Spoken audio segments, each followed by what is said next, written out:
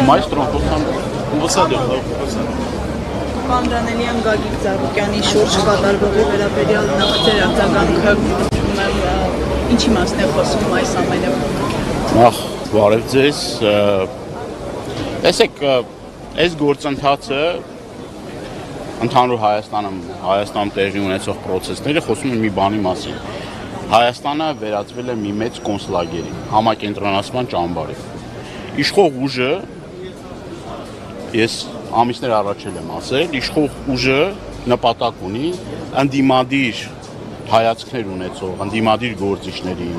քաղաքական գործիչներին, մարդկանց, հասարակ մարդկանց, որոնք ընդդիմադիր հայացքներ ունեն, այդ մարդկանց գրեթե բոլորին պահի վախի ահաբեկչության մեջ, ճնշում գործադրի, անազատությունից զրկի։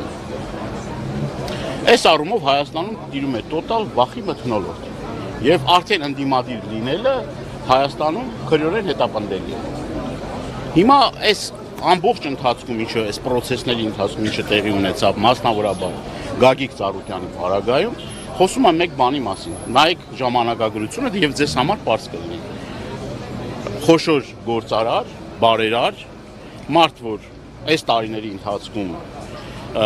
տնտեսությունը քայքայված Հայաստանի քայքայված տնտեսությունը հսկայական ներդրումներ ա կատարել,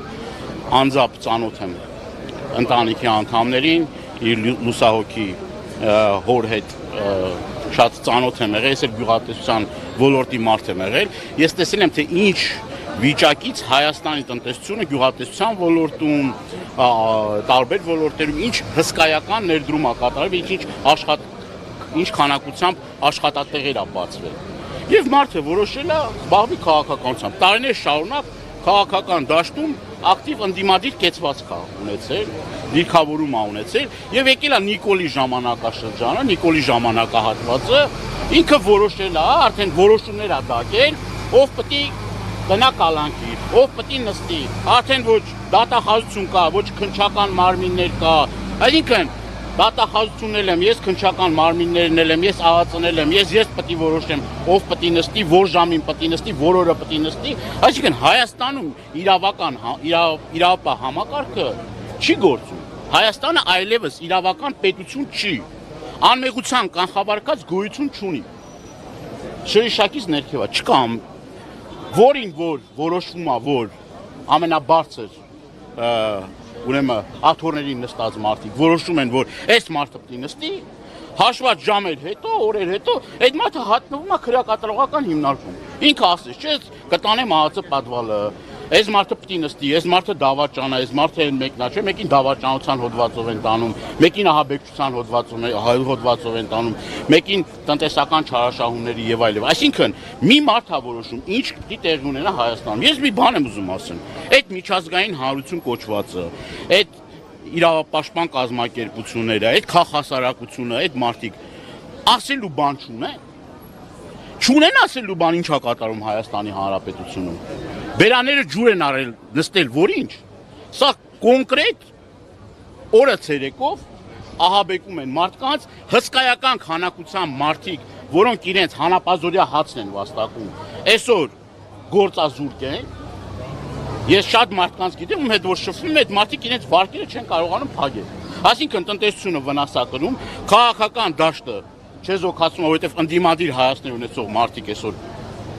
տեսնում են Գագիկ Ծառուկյանի հետ ինչա կատարում, հասարակ մարդը տեսնում է, որ կարան Գագիկ Ծառուկյանին տանեն ԱԱԾ, կարան սրբազաններին տանեն ԱԱԾ։ Եվ այս պարագայում խոսել նրա մասին, որ Հայաստանը դեմոկրատիա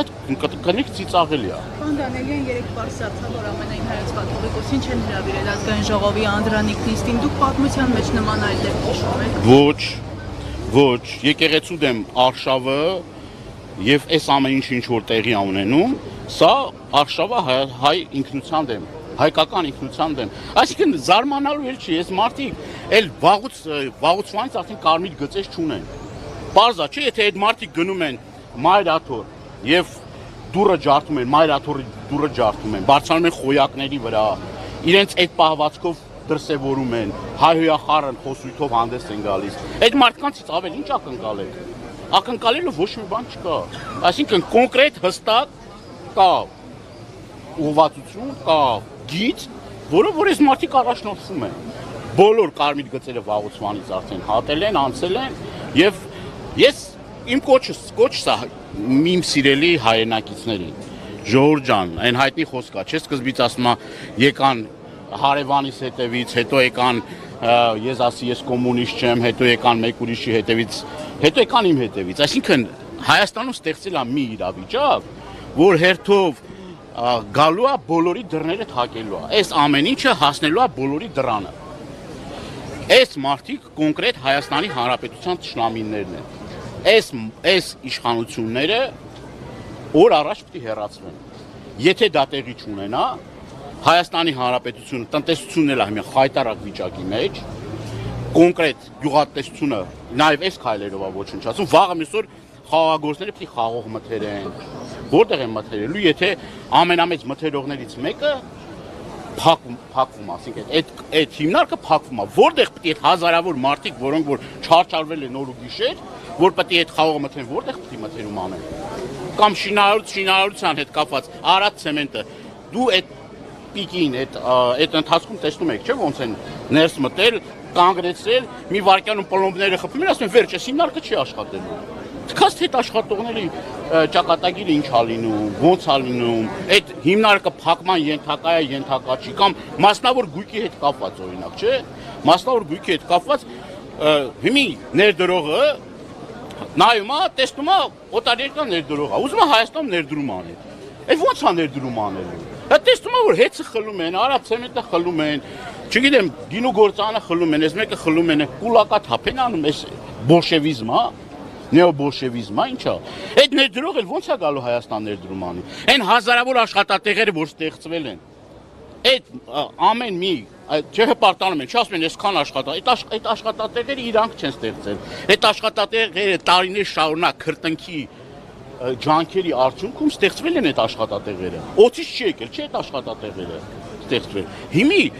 այդ ներդրողը, որ տեսնում է Հայաստանի Հանրապետություն, այս ներդրումային միջավայրն է։ Ով մեկ լումա կներդնի Հայաստանի Հանրապետության տնտեսության վրա։ Դե ասելու է ես էլ գնամ Հայաստան, ինձ էլ կունես զրկեն էլի։ Ինչի մասին է խոսքը։ Եվ այս պայմաններում խոսել նրա մասին, որ Հայաստանի Հանրապետությունը կարա զարգացում ապրի, կներեք, բայց դա անհեռանկար խոսակցություն է եւ ես նորից մեկ անգամ եւս ուզում եմ աջակցություն իմ սատարումը հայտնել Գագիկ Ծառուկյանին, մարդը, որ կրկնում եմ տնտեսության մեջ հսկայական ներդրումներ ա կատարել, եկեղեցա շինության մեջ ներդրում ա կատարել, հսկայական ծրագրեր ա իրականացրել Հայաստանի Հանրապետության տնտեսության համար եւ այս մարդը պետք է օր առաջ ազատ արձակվի։ Եվ այն բնույթն էլ, այն ձևն էլ, որ մարդուն, ասենք այդ տարիքի մարդուն առանց դիմադրություն ցույց տալու ներխուժեն մարդու տուն, ընտանիքի աշկի առաջ նման վայրագություն դրսևորել, դա ոչ մարդկային է, ոչ հայկական է, ոչ արդար է, ոչ ազնիվ է։ Որևէ միջափորոշիչների մեջ չի տեղավորվում։ Ամեն մարդ իր պրիզմայով նայ, չէ՞։ Իմանա, որ ինչը որ ինքը գործում է, վաղը միսօր իր հետ կարող է նույնը գործեն։ Իր ընտանիքի անդամներն էլ նստածել են, իր հետ տենց վարվեն։ Ոնց ինքը կզգա։ Այ եթե այդ պրիզմայով նայեն, տենց չեն վարվի, տենց չեն անի։ Ազատություն բոլոր քաղբանտարկյալներին, ազատություն Գագիկ Ծառուկյանին եւ օր առաջ այս իշխանություններից մենք պետք է ազատվենք։ Շնորհակալ եմ։ Պարոն Իսպիրյան, կարելի է Գագիկ Ծառուկյանի հետ անձամբ եւ նրա գործունեության